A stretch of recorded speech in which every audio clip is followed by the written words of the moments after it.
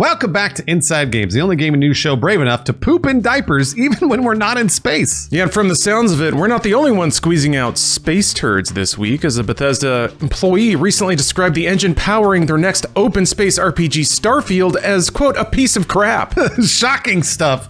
And certainly unexpected. We don't normally get this stuff from Bethesda, right? Those engines powering those other Bethesda games are perfect. Yeah, this is not quite the shocker that it seems when you think about it for just a little bit. There's tons more info in the leak aside from just that, though, including subjective takes on the game's gameplay, the release date, and a planned beta. That's a real whopper of a post, so let's get the full breakdown from our forums beat reporter, Charlotte. How's that going out there on those forums? Oh, it is a mess as always, Bruce, but it's my calling. The collective internet is in an absolute state of delirium after former Bethesda Game Studios developer Heavy008 posted several vague details about Bethesda's upcoming open space RPG Starfield on the Reset Era forums early Wednesday, April 27th. Clearly, the most important part of the whole post is Heavy's confirmation that, quote, Todd is a charismatic guy for sure.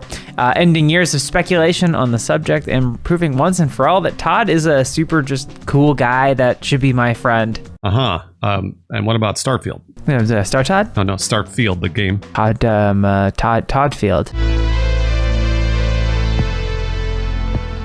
Oh, Starfield. Yeah, there's plenty about that. Why didn't you say so? For starters, Heavy writes that the game is looking good and that Bethesda has been running, quote, weekly Thursday playtests since the beginning of the year with, quote, more and more stuff coming online. That makes it sound like the game is on track to hit its November 11th release date. It's my cousin's birthday, which is good news for anyone worried about potential delays. Yeah, there may be a cost for that date, though. Heavy writes that the November 11th date is sexy, and you only get one of those, so Bethesda might, and this is where it gets weird, quote, cut what they did to etc. Seems like a typing error, but that phrase makes it sound like Bethesda could cut content to ship the game on time. In space, nobody can hear the content you cut. While it may sound like a gamer's worst nightmare to lose content, Heavy writes that Starfield already has, quote, an overabundance of content, probably too much. Because of that, they say that Starfield's current development priorities are finding the fun and bug fixing. Heavy also references a beta this summer as the point when, quote, the picture will truly become clear. Whoa, wait a minute, this summer?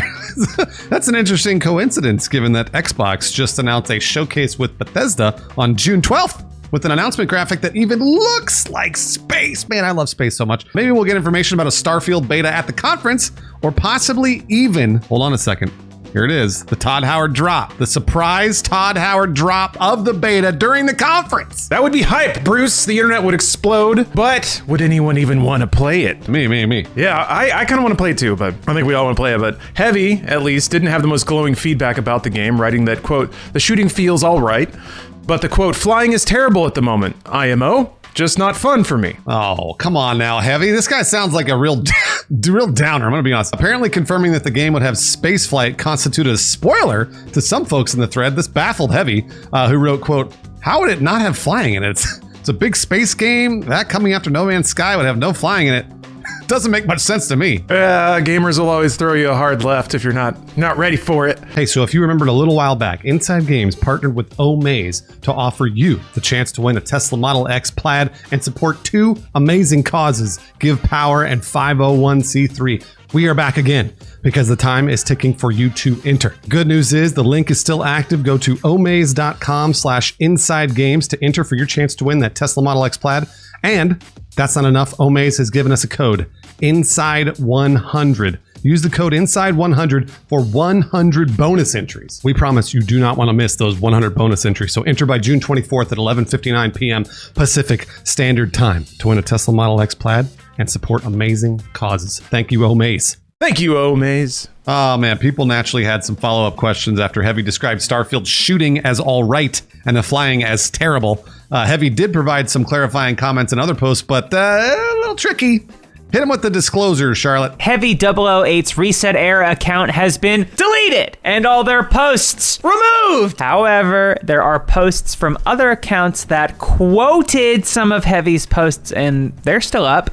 Basically, we can see a lot of what Heavy posted, just not the context or what specifically it may have been replying to. Despite that, your brave gaming journalists have scraped all the relevant quotes that remain. Just bear in mind that they could rely heavily on context that is not present. Regarding Heavy's middling take on Starfield's gameplay, they also write that they, quote, don't like any of those games. That's why I'm interested in your guys and gals' opinions. I have mine, but I'm not the target for these types of games. Who gave this person access to this video game? I don't understand. He also addressed people's concerns about Starfield game director Todd Howard describing the game as Skyrim in space in a 2021 Washington Post interview, explaining that, quote, everything you love about Bethesda games will be present.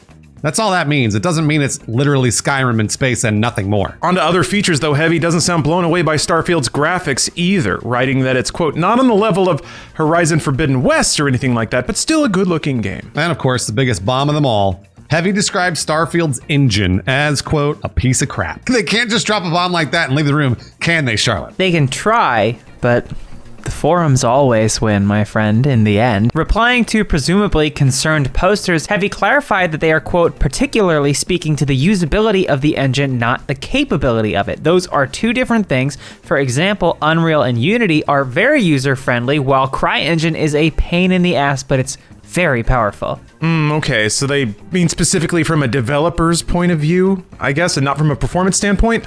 Or basically the stuff developers have to deal with, but theoretically wouldn't affect the game experience when you're playing it. Yeah, that's generally the idea they seem to be getting across. After years and years of buggy, quirky, and unstable Bethesda games on the Creation Engine, there's a lot of curiosity about Starfield's technical abilities since it's the first game running on Bethesda's Creation Engine 2.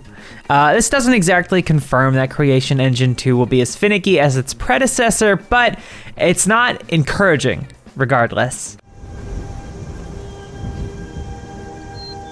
Anecdotally, it is really interesting to see Heavy's journey over the course of a few forum pages here. They initially open with some honest questions, gradually becoming more panicked and defensive as frenzied forumites flood their inbox with DMs and replies. You know, that's how it always works.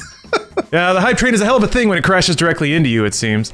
While seemingly musing about the intensity of people's interest in game speculation, Heavy writes, quote, I've just come to the conclusion that speculation is just another form of game to gamers. That's why they love it so. And these Twitter guys love them because they can make money off of being wrong or slightly right once in a while. It is what it is. For Heavy's sake, we hope what it is isn't a lawsuit. Though they did specify that they weren't under NDA, which is super weird given Starfield's incredibly high profile. Is that too weird, though? Is that X-Files weird? Does that mean that this whole rumor's thrown off?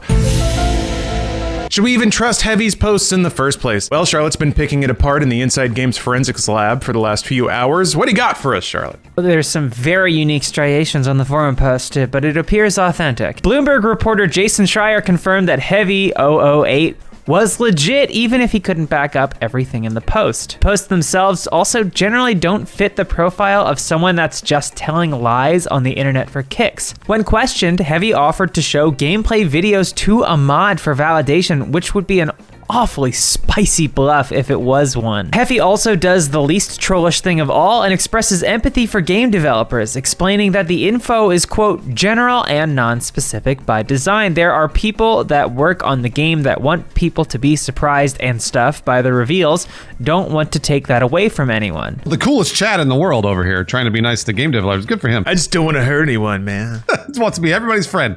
There's also been an immediate and decisive attempt to remove all of this from the internet, which could mean someone's concerned about their future employability or have been threatened with legal action. Really, though, in the end, Heavy didn't leak a whole lot of concrete or potentially damaging information, so hopefully it's not that serious. Yeah, it was all kind of subjective opinion, except for that bit about the beta. I don't think that's been talked about. And again, the fact that there's a showcase on June 11th, that seems to really add up, doesn't it? So that's pretty cool. Maybe that's the one bit of information that they could stick them on leaking. But I don't know. What do you guys think? Based on this post, do you think it sounds like Starfield is going to hit this holiday, or is it going to be a huge delay to 2023? I'm not familiar enough with the inner workings of game publishing that how much would they put on the line to hit this 11/11 date? Like, is that really something that they would cut meaningful content for, because I could see them pushing past that. I mean, like, it's cute, but at the end of the day, they've got a lot to show. With what's their last main entry game? Fallout 76? Yeah, pretty sure it's 76. Yeah, I don't know. This is not one to bungle, even without that context. So, I mean, it would be a neat release date, I guess. I mean, it doesn't matter to me, the 11/11. But, I mean, as always, I want a game that works. I could see this getting pushed. Well, I completely agree. I think that they have probably learned lessons now from Cyberpunk and from Battlefield. Battlefield did almost exactly this, which was release a beta in the summer. Everybody played the beta and were like, it's okay. They'll make a lot of improvements before it releases. And then they released it and it was totally broken. So I feel like if Starfield releases a beta and then the beta is not like universally received as positive, they'll probably push. I've been saying Starfield's going to be delayed since they told me it was going to be on November 11th. So I would be ecstatic if the game released this year. But I think they learned their lessons probably with Fallout 76 and Cyberpunk and Battlefield. For me, the timing windows that we're seeing do really line up with everything they've done in the past. I did a little Wikipedia trawling. So Fallout 4 in 2015 was announced in June and then launched in November. Fallout 76 announced on May 30th with that kind of weird 24-hour Twitch stream. But then they did a full reveal in June and then they launched it in November. So they have this like June-November thing going, which is actually really...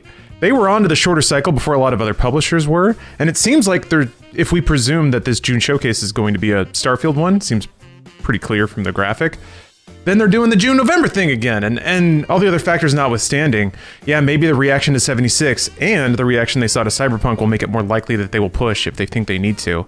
But everything seems to be lining up that they're confident in that right now. I don't think they'd be announcing a beta if they're doing that in June. I don't think they'd be doing that if there was any question that it might slip, based on those factors too. So if that is a Starfield thing, I think they're pretty confident it's going to come out this November, and I think people will probably be okay with it. I don't know. I think the other interesting follow-up question now is like, will people accept a Bethesda level broken game, or is that not even allowable anymore? I feel like Bethesda's cocky enough, Todd Howard's cocky enough to release in November and be like, I don't give a shit if it's broken. Who cares? Everyone's going to buy it. Because people will buy it, but I do think the tolerance is much lower for a broken game than it used to be for Fallout or Skyrim or anything else. Yeah, it definitely is lower, but you look at 76, and that was more than just bugs. That was a content issue. So if they are finding the fun, then maybe they could get a little bit more leeway or flexibility from consumers. I hope so. I really do. I hope that they find the fun, because I would like to find the fun in the game as well. Oh, shoot, we forgot the NPCs again. No! Hey, thanks a lot to you patrons out there who are helping us find the fun in Inside Games. Andromeda Dog, Mr. Phoenix, Nathaniel Jameson, Kyle Abbott, Pitstrip, and Tito 007. Yeah, I'd like to shout out some patrons that really put the Todd in my Howard. That'd be Keita White, Colin Cochran, Connor Maturin, Maurice Thompson, Docs360, UESC Battleroid, and J Embers87. Thank you all very much.